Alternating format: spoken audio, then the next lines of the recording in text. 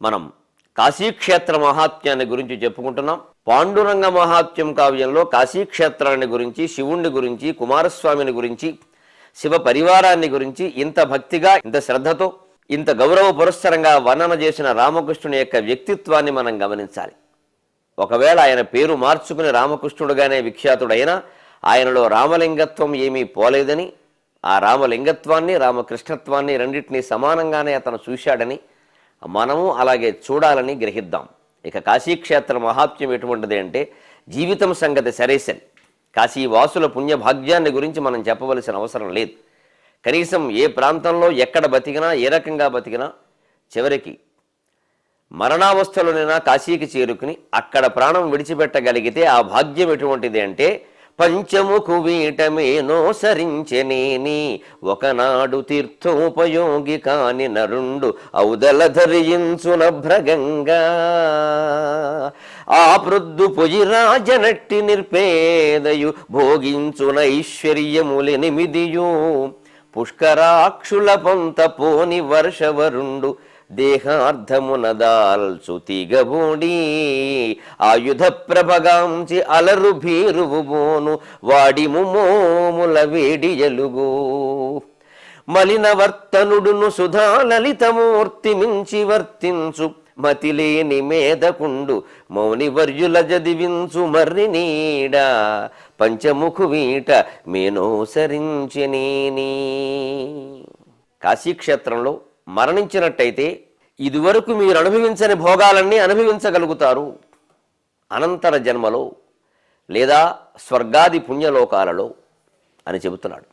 నిజానికి ఈ భాగ్యాలన్నింటిలో ఉండే అంతస్తత్వాన్ని గమనించండి. ఇదంతా శివస్వరూపమే. ఒకనాడు తీర్థోపయోగి కాని నరుండు ఔదల ధరించున భ్రగంగా. ఒక్కనాడు కూడా స్నానం చేసి ఎరగని పాపాత్ముడైనా సరే గంగానదిని పైన ధరిస్తాడని చెప్పుకున్నాం. గంగానదిని పైన ధరించిన వాడు ఎవరండి? శివుడే కదా. ఆయన నిజానికి ఎప్పుడు స్నానం చేస్తాడో, ఎప్పుడు మానేస్తాడో, అసలు చేస్తాడో చెయ్యడో కూడా తెలియదు. శివుడికి స్నానం పానం ముఖ్యం కాదు, తపస్సు ఒకటే ముఖ్యం. అంచేత అది శివస్వరూపమే. ఈ వర్ణన కూడా శివస్వరూపమే. వాడు శివుడవుతాడు అని చెప్పడం అన్నమాట. అలాగే ఇంకో శివలక్షణం చూడండి. ఏ ప్రొద్దు పొయ్యి రాజనట్టి నిర్పేదయు భోగించు ఐశ్వర్యము లేనిమిదియు. ఏ పూట కూడా వంట వండుకొని మనిషి. శివుడు ఎప్పుడు వంట వండుకున్నాడండి? ఎప్పుడు? భిక్షాం దేహి కృపావలంబనకరి మాత అన్నపూర్ణేశ్వరి. అమ్మా అన్నం పెట్టు అని అడుగుతున్నాడు భార్యని. భార్యని అన్నం పెట్టమని అడగడం తప్పే ఉందండి. మనం అంతా చేయట్లా పని. మధ్యాహ్నం 1 గంట వేసరికి అన్నాల బల్ల దగ్గర కూర్చొని కంచం ఒకటి పెట్టుకుని అన్నం పెట్టు అన్నం పెట్టు అన్నం పెట్టు అన్నలా మనం చేసే పని ఆయన చేసేది తప్పే ఉంది. పక్కింట్లో చేస్తే తప్పు, కానీ మన ఇంట్లో మనం అన్నం అడుక్కుంటే తప్పే ఉందండి. అది చేయాల్సిన పని. పెట్టేటప్పుడు ఆవిడ తల్లి, భార్య కాదు. భోజ్యేషు మాత అన్నారు. మనం కుమారులం కింద లెక్క. అందుకని ఆ పని చేయవలసిందే, అందులో ఏమి దోషం లేదు. అందుకే అన్నం తినేటప్పుడు ఎట్టి పరిస్థితుల్లోనూ భార్యను దూషించడం కానీ, బాగాలేదని చెప్పి పదార్థాలు విసిరేయడం కానీ, వారికి చివరికి పదార్థాలు వదిలేయడం కానీ పనికిరాదు. ఎలాగోలా నోట్లో వేసేసుకుని ఏమైనా తేడాలు ఉంటే కొద్దిగా సున్నితంగా చెప్పాలి. చెబితే ఏమిటో ఇది నువ్వు చేసినట్టు లేదే అన్నామనుకోండి, వాళ్ళు ఆనందిస్తారు. అయ్యో మనం చేస్తే బాగా ఉంటుందన్నమాట, ఈయనకి ఏదో ఈవేళ కొంచెం దెబ్బతింది అనవసరంగా, పోన్లేని ఎందుకులండి, ఏదో ఈ పూట పొరపాటు జరిగింది, మీకు ఎందుకు, ఇంకో కూర బాగా చేస్తాను కదా అని ఏదో చెప్తారు. హాయిగా ఉంటుంది సంసారం. అంతేగాని అనవసరంగా తగాదా పెట్టుకుని మీ అమ్మ ఇలాగే నేర్పిందా, 25 ఏళ్ల బట్టి ఇలాగే చేస్తున్నావు, వెధవ తిండి, ఇందుకే నేను ఇంటికి రాను అంటే అయితే బయటికి పో అంటారు. మాట్లాడడంలో ఉంది అంతా కూడా. ఆ మాట్లాడడం నేర్చుకోవాలి. అందుకే శివుడి నుంచి నేర్చుకోవాలి. అది కూడా ఆయన భార్య దగ్గరే భిక్షాం దేహి కృపావలంబనకరి మాత అన్నపూర్ణేశ్వరి అంటాట. అప్పుడు ఆవిడ మాతతో సమానం కాబట్టి. ఆవిడేమో ఆయన ఆ కపాలంలో ఇంత భిక్ష వేస్తుంది. ఆవిడ ఆనందంగా వేస్తుంది, ఈయన అంతకంటే ఆనందంగా స్వీకరిస్తాడు. ఇదో పెద్ద నాటకం మన ముందు. అందుకని ఆయన ఎప్పుడు భిక్షాటనే. పొయ్యిరా చేసే పని ఆయనకేముందండి? వండుకునేవాడికి ఒకటే కూర, అడుక్కునేవాడికి 66 కూరలు అన్నారు. వాడి పనేనయం ఒక రకంగాను. మనం ఎంత కష్టపడి వండుకున్నా ఓ కూర వండుతావు, 2 కూరలు వండుతావు. అడుక్కునేవాడు అలా కాదు. మా ఇంట్లోంచి పప్పు భోజనం పెట్టుకెడతాడు, నీ ఇంట్లో శుభ్రంగా చికెను మటను పలావు పెట్టుకెడతాడు. ఎందుకని అన్ని కావాలి వాడికి. అన్ని రకాల భోజనాలు తిన్నాడు, వెజ్ నాన్ వెజ్ కూడాను. అందుకని ఒక రకంగా జీవితంలో ఏ దశ అయినా, భిక్షాటన దశ అయినా సరే, నువ్వు హీనం అనుకుంటే హీనం, మానం అనుకుంటే మానం, గౌరవం. ఏదైనా సరే మన భావన మీద ఆధారపడి ఉందండి. ఒక పెద్ద 7 అంతస్తుల మేడ ఉండడం భోగం అని మనం అనుకుంటాం, మనకు లేదు కాబట్టి. ఉన్నవాడు ఏమనుకుంటున్నాడంటే ఆ 7 అంతస్తుల మేడకి కాపలా కాసే వాచ్మెన్కు ఒక అవుట్ హౌస్ ఇస్తాడు. ఆ అవుట్ హౌస్లో భార్యతో సరసం ఆడుతూ పిల్లలతో ఆడుకుంటూ సరదాగా ఉన్నవాడిని చూసి 7 అంతస్తుల మేడలో ఉండే జమీందారు, నాకు ఈ భాగ్యం లేదే, మా ఆవిడ నాతో సరసంగా ఉండదే, నాకు ఆవిడకి ఎడమొహం పెడమొహంగా ఉంది, ఎందుకంటే ఈ ఆస్తులే ఈ మేళ్లే కారణం, వారి పేరు పెట్టారా వీరి పేరు పెట్టారా, వారి బంధువుల వీరి బంధువుల, ఎవరొచ్చి ఎక్కువగా మేసేస్తున్నారు, ఇవన్నీ గొడవలండి. అవుట్ హౌస్లో ఉన్నవాడికి ఈ గొడవలన్నీ లేవు. వీడు హౌస్లో ఉన్నాడు కానీ అవుట్ అయిపోయాడు ఈ పెద్ద మనిషి జమీందార్, ఏమిటి ఉపయోగం? అంచేతను మేడలో ఉండడం మంచిదా గుడిసెలో ఉండడం మంచిదా అనేది కూడా నీ భావన, భిక్షాటన మంచిదా కోట్లు మూలగడం మంచిదా అన్నది కూడా నీ భావన. నీ భావనను పెడితే ఏదైనా మంచిదే ఏదైనా చెడ్డదే, యద్భావం తద్భవతి. అందుకే శివుడు భిక్షాటం చేస్తూ కూడా ఆనందంగానే ఉంటాడు, ఏం భావించడు. ఆయన ఏమనుకుంటాడంటే మన పనైనా ఏమో శుభ్రంగా వండుకోక్కర్లేదు, రోజు రకరకాల కూరలు వస్తాయి, జీవితంలో ఏదైనా అంతే, అంతా మన మంచికే అని భావించగలగాలి. అలా భావిస్తే జీవితం అంతా ఆనందంగానే ఉంటుంది, ఏ రోజు ఏమీ బాధ ఉండదు. అదే శివతత్వం నుంచి మనం నేర్చుకోవలసింది. ఆయన ఐశ్వర్యములు 8 భోగించును. నిజానికి చూడండి, శివుడు అష్టమూర్తి అంటారు. పంచభూతములు పృథివ్య తేజో వాయురు ఆకాశములు, సూర్యచంద్రులు, ఆ పైన యజమానుడు అంటే జీవుడు. పురుషుడు అని కాదు అక్కడ, యజమానుడు అంటే జీవుడు, మనిషి లోపల ఉండేటువంటి జీవుడు. స్త్రీయో పురుషుడు ఎవరు చెప్తారు ఆ విషయాన్ని? ఈ 8 కలిపి అష్టమూర్తి అష్టతత్వములు ఆయనలో ఉన్నాయంటారు. ఆ శివ ప్రార్థన చేస్తే శివత్వం, ఆ అష్టమూర్తిత్వం మనకు కూడా వస్తుంది. సర్వాత్మత్వమితి స్ఫుటీకృతమిదం యస్మాదముష్మింస్తవే తేనాస్య శ్రవణాత్ తదర్థమననాధ్యానాచ్చ సంకీర్తనాత్ సర్వాత్మత్వ మహావిభూతి కలితం సర్వాత్మత్వ మహావిభూతి కలితం తస్మై శ్రీ గురుమూర్తయే. దక్షిణామూర్తి స్తోత్రంలో చివర చెబుతారు చూడండి, సర్వాత్మత్వ మహావిభూతి కలితం. సర్వాత్మత్వాన్ని పొందింది, మహావిభూతిత్వాన్ని పొంది అష్టమూర్తిగా మిగులుతాడు ఆయన. ప్రకృతి అష్టధ అంటారు, అష్టవిధాలుగా విభక్తమైనటువంటి ఆ పరమాత్మగా కూడా మనమే ఉంటాం. ఆ శివత్వాన్ని మనం పొందగలుగుతాం. తస్మై శ్రీ గురుమూర్తయే నమయదం శ్రీదక్షిణామూర్తయే. ఆ అష్టమూర్తిత్వాన్ని పొందగలుగుతాం. ఆయన అలాగే ఏమీ లేనటువంటి నిరుపేదగా కనిపిస్తున్నప్పటికీ అష్టమూర్తి ఆయన. అలాగే అష్టవిధ ఐశ్వర్యాలన్నీ ఆయన్ని ఆశ్రయించి ఉన్నాయి. శివుడికి ఏం దాసీలకు లోట, భృత్యులకు లోట, పుత్రులకు లోట, మిత్రులకు లోట. ఆయన పుత్రుడు వినాయకుడు, కుమారస్వామి, ఆయన మిత్రుడు కుబేరుడు, వీళ్ళందరూ మిత్రులు బ్రహ్మ విష్ణువు. ఎటువంటి మిత్రులు ఉన్నారండి? ఆయనకేం వాహనాలకు లోట, ధనాలకు లోట, ధాన్యాలకు లోట. ఆయన వేటిని ముట్టుకోడు, అంతే. మనం కూడా అలా ఉండగలుగుతాం. అన్నీ ఉన్నా కూడా ఏమీ అక్కర్లేని స్థితిలో ఉంటాం, ఏమీ లేకపోయినా కూడా ఏమీ ఆశించిన స్థితిలో ఉంటాం. ఇదే శివతత్వము అంటే. అలాగే 3వ మాట చాలా చక్కని మాట, పుష్కరాక్షుల పొంత పోని వర్షవరుండు దేహార్థమన దాల్చు తీగబోడి. ఇదంతా దక్షిణామూర్తి తత్వం అండి. కాస్త లోపలికి మీరు చూస్తే మహాతపస్సులో మునిగిపోయాడు కాబట్టి ఏనాడు తీర్థోపయోగి కాలేదు, స్నానము చేయలేదు, తప్పేమి లేదు. తపస్సులో ఉన్నవాళ్ళు ఏమీ చెయ్యరు. అలాగే యోగంలో ఉన్నవాడికి భిక్షాటనే. ఆయన దక్షిణామూర్తి రూపంలో ఉండగానే పార్వతీదేవి ఆయన సేవించింది. ఏవో పదార్థాలు పట్టుకెడితే తపో విరామ సమయంలో కొద్దిగా ఆ పువ్వుదేన లాంటివి ఏవో స్వీకరించి మళ్ళీ తపస్సు చేసేవాడు. అలాగే 3వది పుష్కరాక్షుల పొంతబోని వర్షవరుండు. అసలు స్త్రీల జోలికే వెళ్ళినటువంటి వాడు నపుంసకుడిలాగా ఉండిపోయాడు. ఇందాక వర్షవరుడు అంటే నపుంసకుడు అని అర్థం. ఇక్కడ శివపరంగా వర్షవరుడు అంటే అతి వృద్ధుడు, వర్షం వర్షీయేసి అంటారు. భిక్షు వర్షీయేసి అని శ్రీశ్రీ ఒక కవిత రాశాడు ముసలి స్త్రీ గురించి. ముగ్గుబుట్ట వంటి తలా ముడతలు బారిన దేహం, కాంతి లేని గాజుకళ్ళు తనకన్నా శవన్నయం అంటున్నాడు. ఆ వర్షీయేసి శబ్దానికి వృద్ధురాలు అని అర్థం ఉంది కదా. అలాగే ఇక్కడ వర్షవరుడు అంటే వర్షములు బాగా ఏళ్లు ముదిరినవాడు, ఎంత పెద్దవాడో ఆయనకే తెలియదు, కానీ కనిపించడం మాత్రం యువకుడుగా ఆయనకు పిలుస్తున్నాడు. చిత్రం యువ చిత్రం వటతరోర్మూలే వృద్ధా శిష్య గురురు యువ. నిజానికి ఈ గురువు గారు శిష్యుల కంటే వృద్ధుడు, కానీ యువకుడుగా కనిపిస్తున్నాడు అక్కడ. అలా కనిపించకపోతే పార్వతీదేవి ఎందుకు పెళ్లి చేసుకుందండి? శివుని యొక్క ఆయుర్దాయం ఆయనకే తెలియదు, ఆయన వయస్సు ఆయనకే తెలియదు, కానీ ఎప్పుడూ యువకుడిలాగే ఉంటాడు. అందుకని పొంతబోని వర్షవరుడు అంటే స్త్రీ వాంఛలన్నీ విడిచిపెట్టేసినటువంటి ముసలివాడు కూడా అర్థం. ఇక్కడ నపుంసకుడు అని అర్థం కాదు. ఒక రకంగా శివుడు పురుషుడో స్త్రీయో చెప్పలేని స్థితి, ఎందుకంటే ఆయన అర్ధనారీశ్వరుడు. అందుకని వర్షవరుడు అనే అర్థానికి స్త్రీ పురుషులకు అతీతమైన శక్తి అని అర్థం చెప్పుకున్నా తప్పేమీ లేదు. దేహార్థమున దాల్చు తీగబోడి. ఆయన స్త్రీ వాంఛలే వదిలిపెట్టి, స్త్రీ సాంగత్యం వదిలిపెట్టి ఆయన కూర్చుంటే ఆయన దగ్గరికి వచ్చింది పార్వతీదేవి. ఆయన సేవించింది, తపస్సు చేసింది, ఆయన్ని పెళ్లి చేసుకుంది. ఆయన కపట బ్రహ్మచారి వేషంలో వచ్చి శివనంద చేస్తే కూడా వ్యతిరేకించింది. ఏమైనా సరే నేను ఆయన్నే పెళ్లి చేసుకుంటానని ముండి పట్టు పట్టింది. ఒక అమ్మాయి ఇంత పట్టు పట్టడం, ఆ అబ్బాయిని చేసుకోవడం ఎంత అదృష్టం అండి.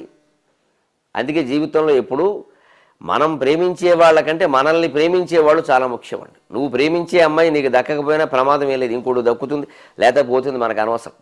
మనల్ని ప్రేమించే అమ్మాయిని మనం చేసుకోవడం చాలా ముఖ్యం. వాళ్ళు మన జాగ్రత్త చూసుకుంటారు. ఈ ఊళ్ళో దేశంలో ఎవరినో ప్రేమిస్తారు, వాళ్ళు ప్రేమించలేదని ఏడుస్తూ ఉంటాడు.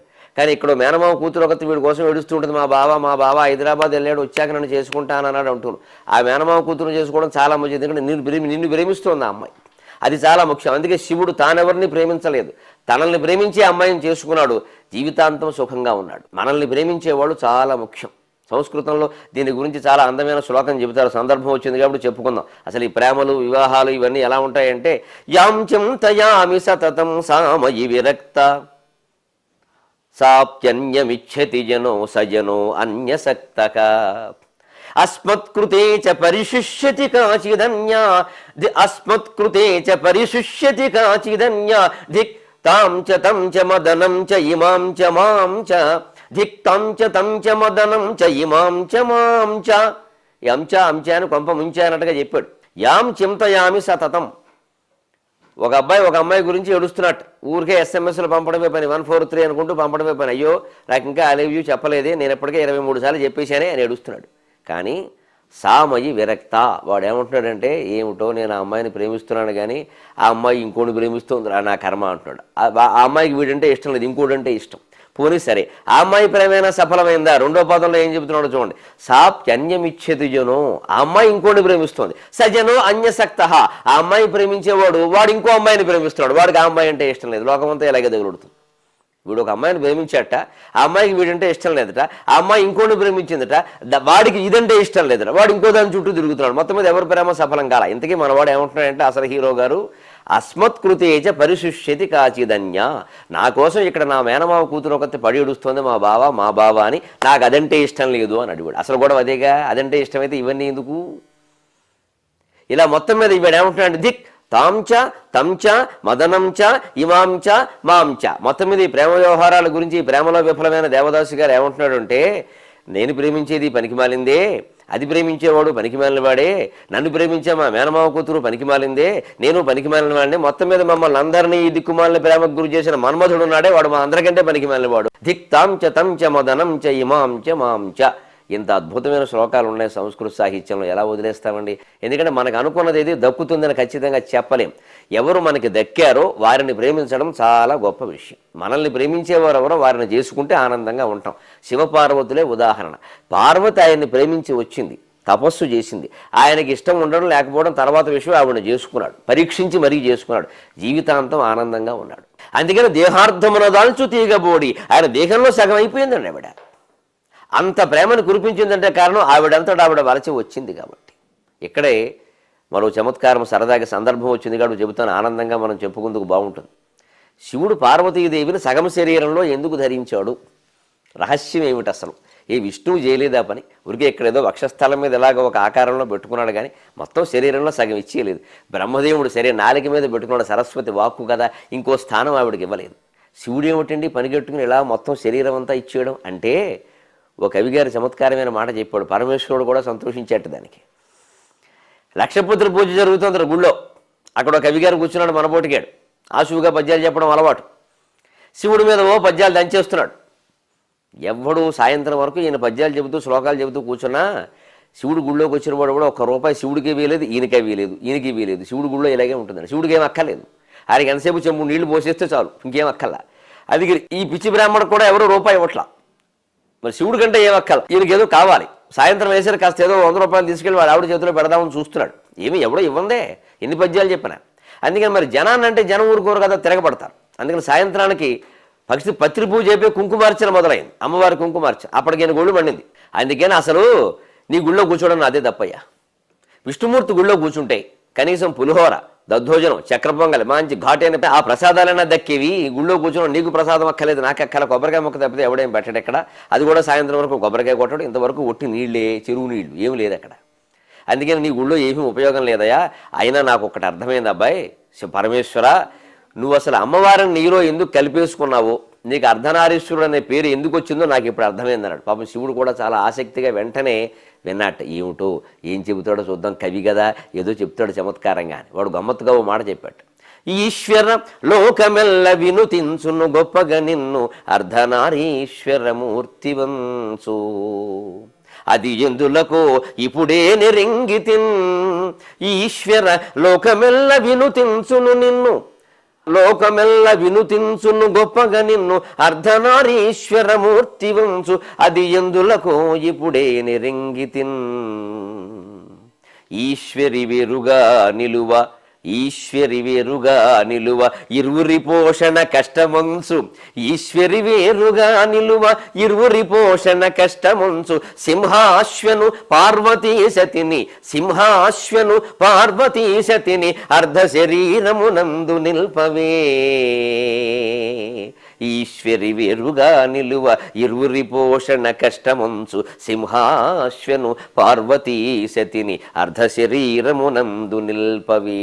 ఇంత గమ్మత్తుగా చెప్పాడండి. దీనికి మూలం సంస్కృత శ్లోకం ఉంది, నాకు దొరకలేదు, ఎక్కడో విన్నాను, శ్లోకం దొరకలేదు. కానీ మరి ఆ శ్లోక భావాన్ని ప్రచారం చేయడం మనబోటిగాళ్ళ కర్తవ్యం సరదా కాబట్టి నేనే దాన్ని పద్య రూపంలో పెట్టాను ఇక్కడ.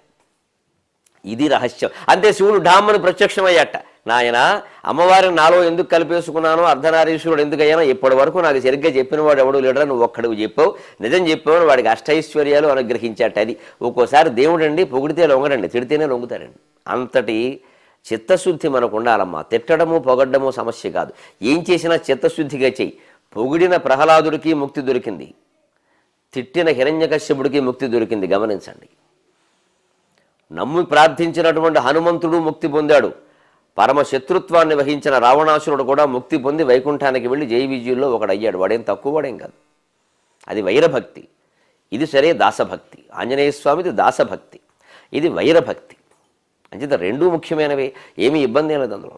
వైరము కూడా చిత్తశుద్ధిగా పరిపూర్ణంగా ఉండాలి. మళ్ళీ సగం పొగిడి సగం తిట్టి పనికిరాదు. తిడితే పూర్తిగా తిట్టు, పక్కాగా వ్యతిరేకించు. మళ్ళీ నీ అవసరం వచ్చినప్పుడేమో జ్వరం వచ్చేసరికి భయపడి విష్ణు సహస్రనామాలు చదివేసి మళ్ళీ బయట వేదిక మీద మాత్రం మేము మార్క్సిజం అండి, మేము అభ్యుదయ కవులం అండి అని పోజు కొట్టద్దు. నీ ఇంట్లోనేమో మీ ఆవిడ కోసం మీ పిల్లల కోసం వ్రతాలు చేసాడు, వేదికలెక్కి గొప్ప కబుర్లు అన్నీ చెప్పాడు. ఎందుకు? వేదిక మీద లోపల ఒకటే ఉండాలి, అప్పుడే భగవంతుడు నీకు కనపడతాడు. లేదా నువ్వు నమ్మనివాడు అయితే నమ్మనవాడినట్టుగానే ఉండు, దానికే ఉంది. ఈ రెండు పడవల మీద కాళ్ళు వేసే విధానం మంచిది కదండి. ఏదో ఒక పద్ధతి ఉండాలి, దాన్ని వైరభక్తి అంటారు, తప్పేం లేదు. అందుకే భగవంతుడు భక్తి ఎన్ని రకాలైన నవవిధ భక్తులు అని చెప్పారు భాగవతంలో. తడుహృద్భాషల సఖ్యమును శ్రవణమును ఇవన్నీ ఉన్నాయి మనకి.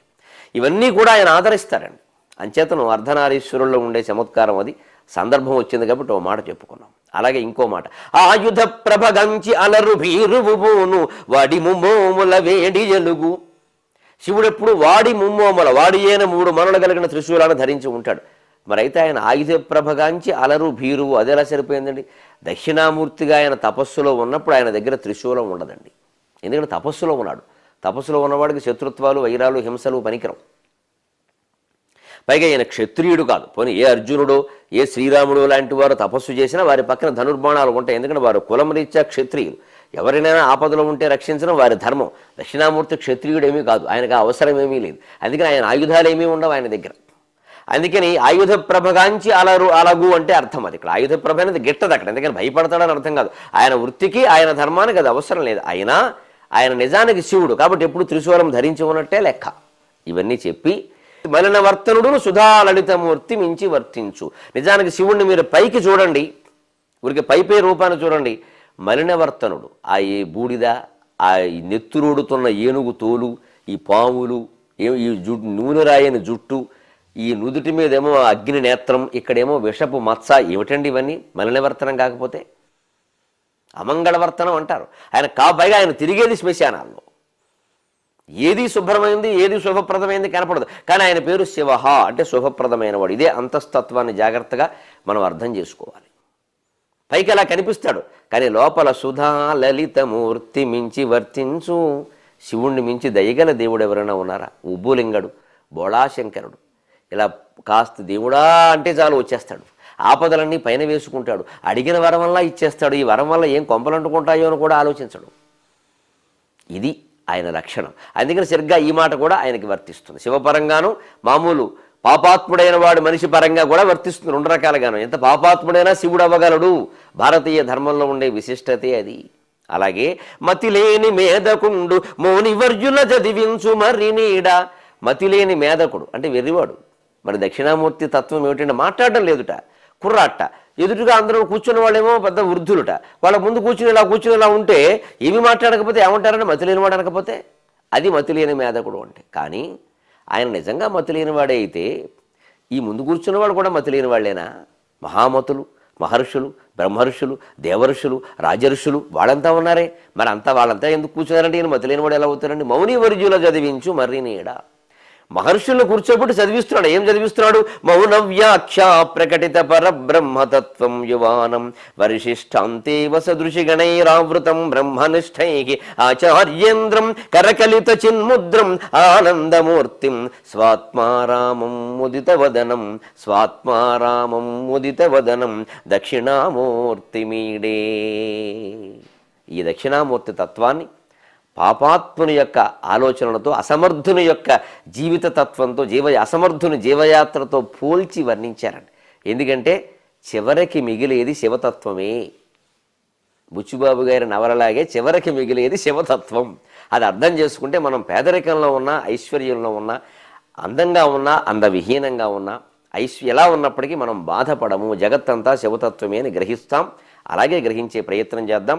ఆ పైన మళ్ళీ కాశీనగరంలో ఉండే మరొక అద్భుతమైన వర్ణన. విపుల పవమాన తండవ వేపమాన లాంఛన ధ్వజ పట్ట పల్లవలలామ మౌళి రచిత కశాకృత్య హేళిహయము దీపితంబగు శ్రీకాశికాపురంబు. ఆ కాశికాపురంలో ఇళ్ళన్నీ ఎలా ఉన్నాయి, ఇళ్ల మీద జెండాలు ఎలా ఉన్నాయో వర్ణిస్తున్నాడు చూడండి. ఇళ్ళన్నీ భవనాలట. ఆ భవనాల మీద పతాకాలు కట్టారట. పతాకాలు ఎందుకు కడతారండి మీరు గమనించండి. కోటికి పడగెత్తాడు అని ఒక మాట వచ్చింది. కోటికి పడగెత్తాడు. ఏమిటి పడగెత్తడం? పడగ అంటే జెండా. పడగ అంటే పాము పడగ కాదు, తెలుగులో పడగ అంటే జెండా. కోటికి పడగెత్తడం అంటే పూర్వకాలం ఏం చేసేవారంటే, మేము కోటీశ్వరులం, మేము లక్షాధికారులం అని చెప్పుకుందుకు భయపడేవారు కాదు. ఇప్పుడు భయపడి వస్తున్నాం, ఇన్కమ్ ట్యాక్స్ వాళ్ళు వెనకాల పడతారేమో. మేమేముందండి అని వేదరపులు అరుస్తున్నాం. ఉండి కూడా ఇదే కర్మ అంటే ఇదే, ఉండి కూడా చెప్పుకోలేని స్థితి. పూర్వం అలా కాదు. ఒక యజమాని ఎవరైనా గృహస్థు కోటీశ్వరుడైతే ఆయన ఇంటి మీద ఓ జెండా పెట్టాడు. అంటే లక్షాధికారి అయితే, ఉదాహరణకు చెబుతున్నా, లక్షాధికారి అయితే ఓ ఎర్ర జెండా పెట్టాడు అనుకోండి. కోటీశ్వరుడు అయితే నీలం జెండా పెట్టేవాడు. నేను కోటీశ్వరుడు అని చెప్పడానికి. ఆ ఇంటి ముందు నుంచి వెళ్ళేవారు నీలం జెండా. ఓహో, ఇదివరకు ఎర్ర జెండా ఉండదు, ఇప్పుడు నీలం జెండా పెట్టాడు అంటే కోటీశ్వరుడు అయ్యాడు. కోటికి పడగెత్తాడు అని అనేవారు. అది పడగంటే జెండా. అలా ఇళ్ల మీద లక్షల జెండాలు, కోట్ల జెండాలు, అంటే లక్షాధికారుల జెండాలు, కోటీశ్వరుల జెండాలు ఉన్నాయట. అవన్నీ కూడా ఎలా ఉన్నాయంటే, ఆ జెండా ఇలా చూడండి, జెండా గుడ్డ ఉంటుంది కదా, ఆ చివర కొస ఇలా కోసుగా ఉంటుంది, ఇలాగ గోడుగా. అది గాలికి టప్ టప్ టప్ టప్ టప్ టప్ టప్ టప్ ఇలా ఆడుతుందండి ఖచ్చితంగా. ఆ శబ్దాన్ని వర్ణిస్తున్నాడు చూడండి. విపుల పవమాన తండవ వేపమాన.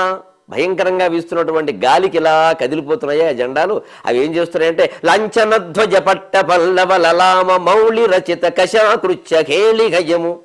ఆ టప్ టప్ టప్ టప్ అని ఆ జెండా కొస చెక్ చెక్ చెక్ అని కొడుతూ ఉంటే, ఈ వేటిని కొడుతున్నాయంటే, ఈ టప్ టప్ అని కొట్టడం దేనికంటే అది చర్నాకోలాట, అంటే కంచీకర్ర అంటారు కొన్ని ప్రాంతాల్లో చర్నాకోల అంటారు.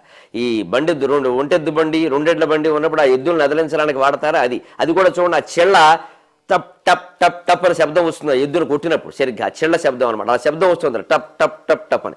అయితే వీళ్ళు వేటిని కొడుతున్నారండి? కశాకృత్య హేళిహయము. హేళి అంటే సూర్యుడు, హయము అంటే గుర్రం. సూర్యుని గుర్రాలను అదిలిస్తున్నాయట ఈ జెండా కొసలు టప్ టప్ టప్ టప్ అని. అంటే అర్థం, ఈ భవనాలు అంత ఎత్తుగా ఉన్నాయి, సూర్యమండలాన్ని తాకే విధంగా ఉన్నాయి. కాబట్టి ఈ జెండా కొసలు ఆడి ఆడి టప్ టప్ టప్ టప్ అని సరిగ్గా కదలకుండా ఇంకా ఆలస్యంగా పెడుతున్నటువంటి సూర్యుడు గుర్రాలని కదలండి సాయంత్రం అవ్వాలి, మీరు ప్రయాణం చేయకపోతే ఎలాగా, సూర్యుడు ఎంతసేపు కూర్చుంటాడు అలాగా అని హెచ్చరిస్తున్నాయట. మౌళి రచిత కశాకృత్య హేళిహయము దీపితంబగు శ్రీకాశికాపురంబు. ఇంతకీ ఇంత పద్యం ఎందుకు చెప్పాడయ్యా? గుర్రాల కోసం కాదు, జెండా కోసం కాదు, టప్ టప్ కోసం అసలే కాదు. భవనాలు ఆకాశం అంత ఎత్తుగా ఉన్నాయి అని చెప్పడానికి ఇంత కథ చెప్పాడు. ఇది కవిత్వము అంటే. ఆ నగరంలో భవనాలు ఎత్తుగా ఉన్నాయి, మనుషులు ఎత్తుగా ఉన్నారు అంటే సరిపోదు, దాని వెనకాల కవిత్వం ఉండాలి. ఒక ఉపమాలంకారమో ఒక ఉత్ప్రేక్షాలంకారమో ఏమీ లేకపోతే వినేవాడు ఎవడు వింటాడు, విని ఆనందిస్తాడు. విపుల పవమాన తండవ వేపమాన పరాంఛన ధ్వజ పట్ట పల్లవలలామ మౌళి రచిత కశాకృత్య హేళిహయము దీపితంబగు శ్రీకాశికాపురంబు. కాశీనగరాన్ని గురించి ఎంత చెప్పుకున్నా